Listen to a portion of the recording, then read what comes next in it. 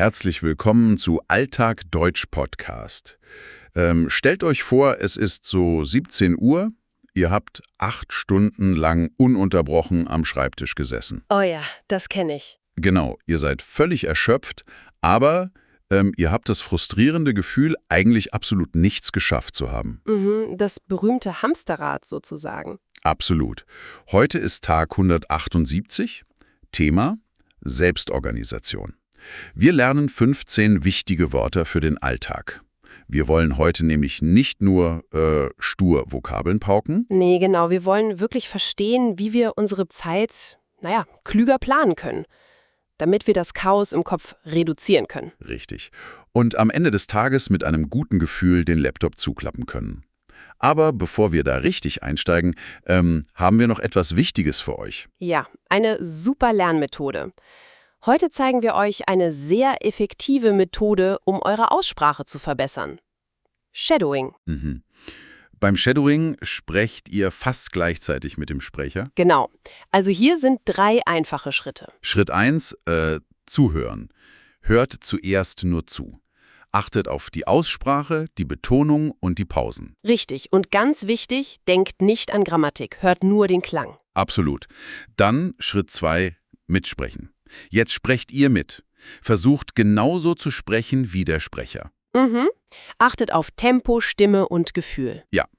Und dann Schritt 3, aufnehmen. Nehmt euch selbst auf. Vergleicht eure Stimme mit dem Original. So erkennt ihr eure Fehler und könnt euch verbessern. Und dazu noch ein wirklich wichtiger Hinweis. Bitte lest nicht nur still mit. Ganz genau. Shadowing funktioniert nur, wenn ihr laut sprecht. Euer Mund muss die Bewegungen trainieren. Nutzt unser Gespräch heute also direkt als Training. Und hey, bleibt bis zum Ende dort, hört ihr unsere Mini-Story. Darauf freue ich mich schon. Da packen wir alle Wörter nochmal in eine kleine Geschichte. Genau. Also, lass uns mal starten. Wenn man nicht im Chaos versinken will, was braucht man da als erstes? Tja, als erstes brauchen wir klare Begriffe für unsere Planung. Unser erstes Wort heute ist die Priorität. Auf Englisch sagt man Priority. Priority. Genau. Eine Priorität ist etwas, das so wichtig ist, dass man es zuerst erledigen muss. Es hat Vorrang vor allem anderen. Verstehe. Hast du da einen guten Beispielsatz für unseren Alltag? Klar, um Stress zu vermeiden, muss man am Morgen klare Prioritäten setzen. Das ist ein bisschen wie beim Wäschewaschen, oder? Also, wo man die Arbeitskleidung zuerst waschen muss, weil man sie am nächsten Tag braucht. Haha, ja, das ist ein super Vergleich. Die Arbeitskleidung ist dann quasi deine absolute Priorität. Genau. Aber wenn man dann an dieser wichtigen Aufgabe arbeitet, gibt es ja oft ein großes Problem. Oh ja, unser zweites Wort, die Ablenkung. Die Ablenkung, richtig. Auf Englisch ist das Distraction. Eine Ablenkung ist etwas, das bewirkt, dass man sich nicht mehr konzentriert. Es zieht dich quasi weg von deiner Priorität. Ja, leider. Ein sehr realistischer Beispielsatz dazu ist, das Smartphone ist im Homeoffice oft die größte Ablenkung. Oh, absolut. Man schaut nur mal kurz auf eine Nachricht und zack. Ist eine halbe Stunde weg. Genau. Und Studien zeigen, dass dein Gehirn dann echt lange braucht, um wieder fokussiert zu arbeiten. Es ist Wahnsinn. Um das zu vermeiden, brauchen wir oft einen gewissen Druck von außen. Und das ist unser drittes Wort. Ein Wort, das viele nicht mögen. Die Frist. Die Frist, ja. Englisch Deadline. Die Deadline. Eine Frist ist ein fester Zeitraum, bis zu dem etwas erledigt sein muss. Okay, und unser Beispielsatz dazu? Wir müssen die gesetzte Frist für das Projekt unbedingt einhalten. Wir müssen die Frist einhalten. Aber sag mal, Fristen machen doch eigentlich nur Stress, oder? Naja, sie können Stress machen, ja. Aber ohne eine Frist dehnt sich eine Aufgabe oft unendlich aus. Du brauchst diesen Endpunkt, damit du überhaupt anfängst. Stimmt auch wieder. Und damit man diese Frist dann schafft, braucht man unser viertes Wort. Die Struktur. Richtig. Englisch Structure. Das ist fast das gleiche Wort. Genau. Die Struktur ist die geordnete Anordnung oder der logische Aufbau von Plänen. Man baut sich quasi ein Gerüst für den Tag. Und der Beispielsatz dazu lautet: Ohne eine klare Struktur im Tagesablauf verliert man den Überblick. Ja, total. Wenn man sich nicht überlegt, wann man was macht, schwimmt man irgendwie nur so durch den Tag. Und das ist wahnsinnig anstrengend fürs Gehirn. Deshalb kommen wir zu Wort Nummer 5, das all diese Dinge zusammenfasst. Das Zeitmanagement. Exakt. Auf Englisch Time Management. Das ist die Methode, die verfügbare Zeit überhaupt erst sinnvoll einzuteilen. Okay. Und der Beispielsatz? Ein gutes Zeitmanagement hilft dabei, die Balance zu halten. Balance ist wichtig. Hast du da vielleicht auch so ein gutes Bild für uns, wie vorhin mit der Wäsche? Ja, stell dir vor, Zeitmanagement ist wie ein Puzzle. Ein Puzzle, okay. Ja. Bei einem Puzzle legst du ja auch zuerst die großen, wichtigen Teile, oder?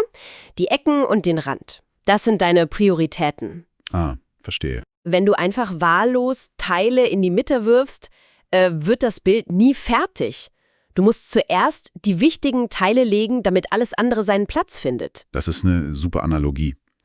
Gut, wir haben jetzt unsere Basis. Wir haben diese 5 Substantive gelernt. Aber Substantive allein erledigen ja nicht unsere Arbeit, richtig? Richtig. Wir müssen natürlich auch handeln. Deshalb schauen wir uns jetzt 5 wichtige Verben an. Und weil wir ja hier auch aktiv Grammatik lernen, ist es wichtig, dass wir uns auch anschauen, wie man diese Verben in der Vergangenheit benutzt, also die Perfektform. Ganz genau. Unser 6. Wort für heute knüpft direkt an die Struktur an. Es ist das Verb strukturieren. Auf Englisch to structure. Das bedeutet, Aufgaben oder Gedanken in eine logische Ordnung bringen. Und im Perfekt, ganz wichtig sagen wir, hat strukturiert. Hat strukturiert. Also zum Beispiel, ich habe meinen Tag strukturiert. Genau. Und euer Beispielsatz für den Alltag ist, vor Projektbeginn müssen wir die einzelnen Arbeitsschritte genau strukturieren. Das klingt sehr professionell. Aber was passiert, wenn wir genau das nicht tun? Dann machen wir oft etwas, das unser 7. Wort beschreibt. Aufschieben. Oh ja, aufschieben. Englisch to postpone. Im Perfekt heißt das, hat aufgeschoben. Also wenn ich etwas nicht sofort erledige, sondern auf später verlege. Der Beispielsatz ist quasi eine Warnung an uns alle. Du solltest wichtige Aufgaben nicht ständig aufschieben. Aber mal ehrlich, ist das nicht einfach total menschlich? Es gibt so Aufgaben, die sind einfach nervig. Sind wir dann einfach nur faul, wenn wir die aufschieben? Nein, überhaupt nicht. Das ist ein großes Missverständnis. Psychologisch gesehen ist das eher so, dass uns die Aufgabe Angst macht oder uns überfordert. Ah, okay. Ja, und um diesem negativen Gefühl auszuweichen, schieben wir die Aufgabe weg. Wer sie also aufgeschoben hat, der wollte eigentlich nur kurz entspannen. Aber das rächt sich natürlich, wenn die Frist näher rückt. Genau. Und um das zu verhindern, nutzen wir Wort Nummer 8. Einplanen. Englisch to schedule. Und im Perfekt? Hat eingeplant. Das bedeutet, dass man eine bestimmte Zeit für eine zukünftige Aufgabe wirklich fest reserviert. Richtig. Unser Beispielsatz. Für unvorhergesehene Pausen sollte man täglich einen Puffer einplanen. Ein Puffer. Das heißt, einfach etwas freie Zeit für Notfälle? Exakt. Viele Leute planen 8 Stunden Arbeit für einen 8-Stunden-Tag. Aber dann klingelt das Telefon, der Computer stürzt ab. Ja, kenne ich total. Und schon ist der ganze Plan kaputt. Wer aber einen Puffer eingeplant hat, der bleibt entspannt, wenn was dazwischen kommt. Das ist ein super Tipp. Und nur so können wir dann auch unser 9. Wort erfolgreich anwenden. Bewältigen. Auf Englisch to manage. Und im Perfekt hat bewältigt.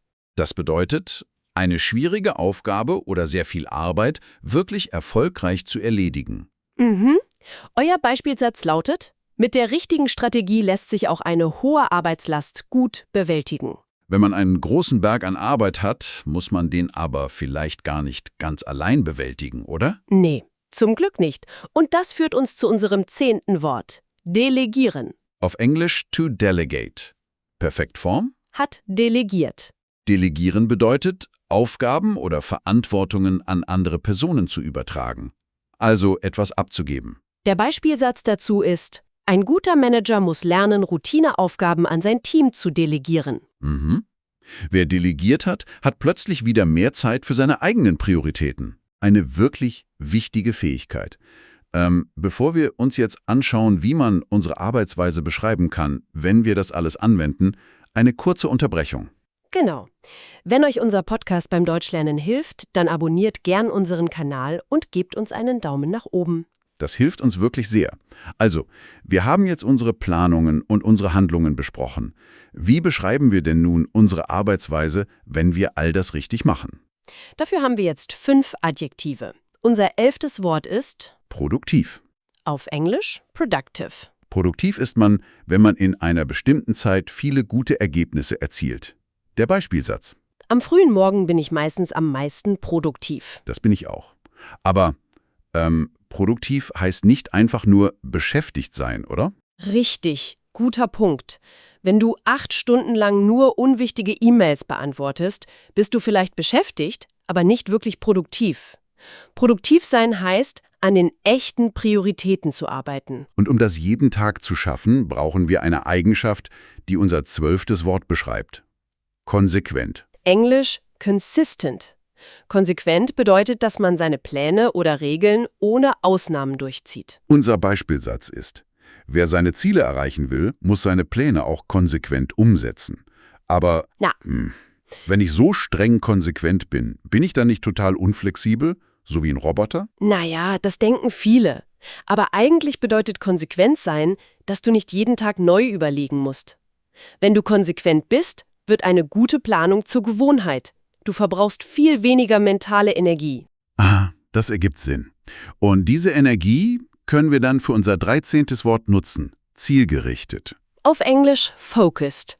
Zielgerichtet ist etwas, das so organisiert ist, dass man direkt auf ein Ergebnis hinarbeitet. Und der Beispielsatz lautet: Eine zielgerichtete Arbeitsweise spart dem gesamten Team wertvolle Energie. Genau. Wenn man zielgerichtet ist man nicht wie eine Glühbirne, die ihr Licht überall hinstreut. Man ist wie ein Laser, der seine ganze Energie auf einen Punkt bündelt. Oh, wow. Lieber ein Laser sein als eine schwache Glühbirne. Das merke ich mir. Aber dafür braucht man auch das richtige Umfeld. Unser 14. Wort lautet organisiert. Englisch organized. Das bedeutet, gut geplant, geordnet und planvoll handeln zu sein. Der Beispielsatz dazu: Durch ihre organisierte Art behält sie auch in Krisen immer die Ruhe. Ja, weil Krisen immer kommen. Aber wer organisiert ist und weiß, wo seine Dokumente liegen, der gerät nicht in Panik. Und wer das schafft, der erreicht am Ende auch unser letztes Wort für heute, Nummer 15, fristgerecht. Auf Englisch within the deadline. Das heißt, genau innerhalb der vorgegebenen Zeit oder pünktlich zum Termin fertig zu sein. Und der Beispielsatz dazu ist wirklich ein schönes Gefühl. Die Dokumente wurden fristgerecht vor dem Wochenende eingereicht. Herrlich. Kein Arbeiten am Samstag. Absolut. Das waren unsere 15 Wörter. Und jetzt fügen wir sie zusammen. Genau. Bleibt bis zum Ende dort, hört ihr unsere Mini-Story. Hier ist sie nämlich schon. Achtet mal darauf, wie wir all diese neuen Wörter in einem echten Kontext verwenden. Es geht um Anna. Anna sitzt im Büro und hat völlig den Überblick verloren. Sie hat einfach zu viele Aufgaben gleichzeitig. Sie droht, aus reiner Überforderung, einfach alles aufzuschieben. Ja, und ihr Zeitmanagement ist wirklich schlecht geworden. Das Telefon klingelt, Kollegen kommen rein, jede E-Mail ist eine neue Ablenkung. Genau. Aber dann erinnert sie sich an einen Ratschlag. Sie stoppt kurz und setzt als erstes eine klare Priorität für den Tag. Sehr gut. Sie beginnt dann, ihren Tag komplett neu zu strukturieren. Und sie merkt, ich muss nicht alles selbst machen. Richtig. Sie lernt endlich, einige Aufgaben an ihre Kollegen zu delegieren. Dadurch bekommt sie wieder eine gute Struktur in ihren Tag. Und sie achtet auch darauf, sich ein bisschen freie Zeit, also Puffer, einzuplanen. Und durch diese kleine Veränderung arbeitet sie plötzlich extrem zielgerichtet. Sie zieht ihren Plan konsequent durch und merkt, wie produktiv sie eigentlich sein kann. Am Ende des Tages hat sie dann ein wirklich großes Projekt fristgerecht und total organisiert bewältigt. Und als sie den Laptop zuklappt, ist sie erleichtert, denn wir merkt, dass sie eine extrem wichtige Frist absolut problemlos eingehalten hat. Ein tolles Gefühl für Anna. Ja, Wahnsinn, was so ein bisschen Planung ausmacht. Absolut. Und wisst ihr, Selbstorganisation klingt oft nach so strenger Arbeit und Regeln. Ja, dieses Korsettgefühl. Genau. Aber paradoxerweise ist es so, ein strukturierter Plan gibt uns am Ende eigentlich viel mehr Freiheit und Freizeit im Alltag. Wer organisiert ist, hat einfach mehr Zeit zum Leben. Das ist ein richtig schöner Gedanke zum Schluss. So, und jetzt seid ihr dran. Schreibt eigene Sätze mit den neuen Wörtern in die Kommentare. Das ist eine super Übung. Wir legen uns das alles durch. Abonniert den Kanal und gebt einen Daumen nach oben, wenn es euch gefallen hat. Morgen sprechen wir über... Zukunft des Lernens. Da freue ich mich schon drauf. Vielen Dank fürs Zuhören. Bis morgen bei Alltag Deutsch Podcast. Tschüss und einen schönen Tag noch. Tschüss.